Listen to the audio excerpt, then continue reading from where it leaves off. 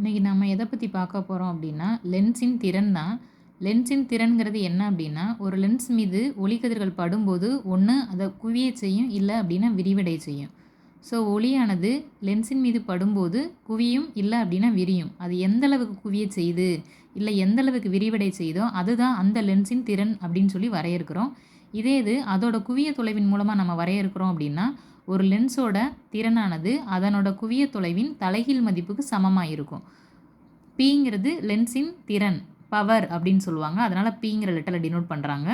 1/fன்னு இருக்கு இல்லையா? ஸோ குவிய தொலைவோட தலைகீழ் மதிப்புன்னு சொல்லியாச்சு. ஸோ எஃப்ங்கிறது குவிய தொலைவு, ஃபோக்கல் லென்த், அதனால் எஃப்ன்னு சொல்கிறோம்.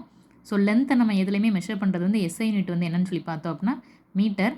ஸோ பவரோட திறனோட அலகுன்னு சொல்லி பார்த்தோன்னா dioptre. So 1 dioptre equal to 1/f, that is 1/மீட்டர். 1 dioptre equal to 1 metre power -1. இதில் குவிக்கும் லென்ஸு விரிக்கும் லென்ஸுன்னு 2 வகை இருக்குது. பவரோட மதிப்பு வந்து குவிக்கும் லென்ஸுக்கு நேர்குறியாகவும் விரிக்கும் லென்ஸுக்கு எதிர்குறியாகவும் இருக்கும்.